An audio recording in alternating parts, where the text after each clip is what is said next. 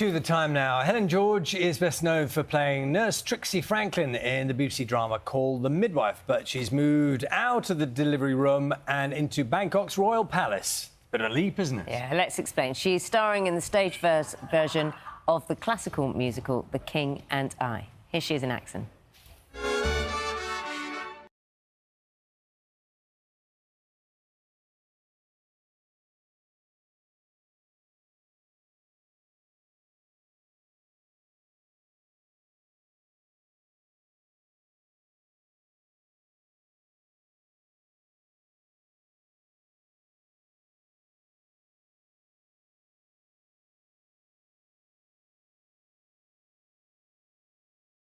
I wonder, when you take something like that on, you've just got to remember the film, haven't you?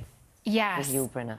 Yes. Did you watch it when you were younger? When I was younger, yeah. But I purposefully didn't go back to it because I just thought I can't take... Because there's a legacy of women that have played this part and I just can't take that on board because it's too intimidating. No, you've got to do it your way as well, yeah, haven't you? So. Otherwise, I think with modern eyes on it as well, it's a very interesting sort of feminist tale. So I had to kind of come at it with fresh eyes. It is a feminist tale, actually, and you don't see many of musicals of that era. Yeah. With that kind of those endings and such strong women. Yeah. In those. And also to give an actress that sort of breadth of character within a sort of very male-dominated society. Which, you know, Siam was a very, which we now know as Thailand, Siam was a very male-dominated kingdom, and, you know, this king sort of surrounded himself by about 60 wives.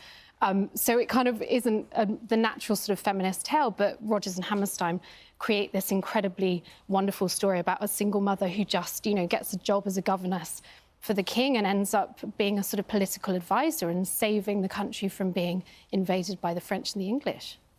Now, I shouldn't be surprised, really, because you're an actress. You look quite different sitting here from you do, for example, in the picture behind us there. That's quite a transformation.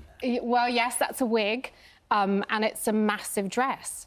Really massive dress that I would never normally wear in normal life. Is it practically quite difficult to move? Is that one you wear on stage? Yes, it's Is exactly it practically quite difficult to move around in? Yes, and we do a polka in it, and it kind of becomes this sort of force field and becomes another person in the dance. It's as in, it just swings and takes you. Oh, you follow the dress. It's got a life of its own. Because it's got like a cage underneath it or something. Yeah, it's a metal framework. I mean, it's like some sort of medieval torture device.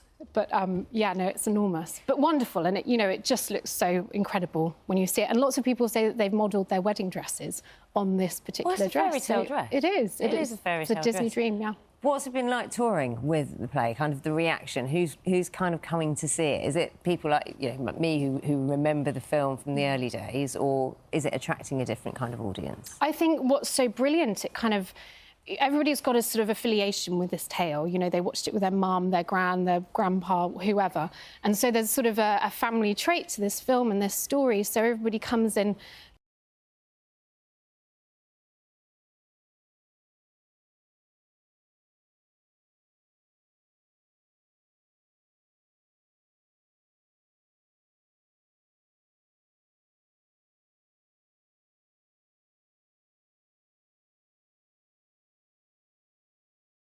She asked your advice and you said, no, don't do that. No, because I'm an actress and that would be insane. But I do get a lot of birth stories.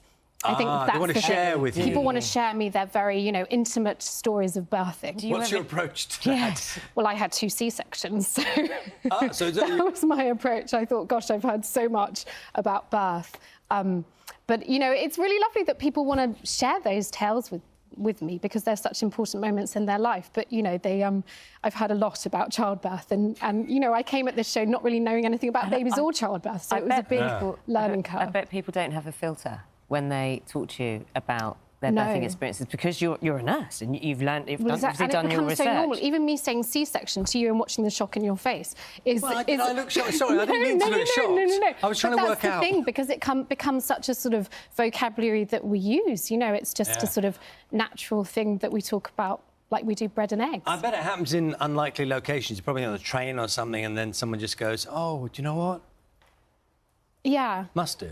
Well, yeah, there was that famous story about it happening outside of Primark a couple of years. Yeah, someone gave birth outside of Primark. You haven't been called into a situation, have you? No, and I'm waiting to. It's going to happen one day. for sure. Are you filming soon? Because you're obviously on tour now. So no, I go back to The King and I. I'm filming Call the Midwife now, and I go Right, back to okay. The King and I in November. You're doing Christmas special. We are, yes, that was filmed. Is that a bit weird? June. We filmed that in June, so now we're on to the summer months. So last week we were in bikinis on a beach in the cold weather filming some scenes for our summer scenes. Is it a bit? I mean, obviously you're an actor, so you do whatever. But does it feel a bit odd in June to be doing Christmas?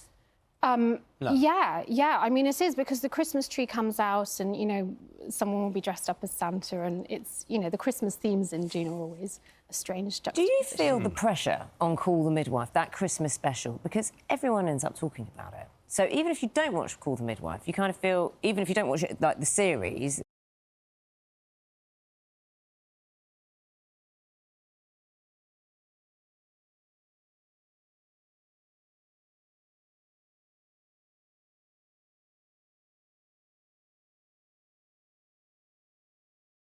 Sometimes, but I'm not very good at watching myself, so I kind of it's not nice. I watch it for my friends, but I kind of leave the room when I come on. Oh well, why not? Why not do that? So you're performing The King and I right now? No, I go back filming to it now, in November. going back. Okay. Yeah. Well, good luck with the show. Thank you so very much. Lovely to see you. Big Thank change you. from like a midwife to governess and all that. Kind of get your head around it. Thank you. Thanks for coming to join us. Thank you. Helen's performing in The King and I. It is around the UK until March of next year. You're watching BBC Breakfast, time now, 8:59.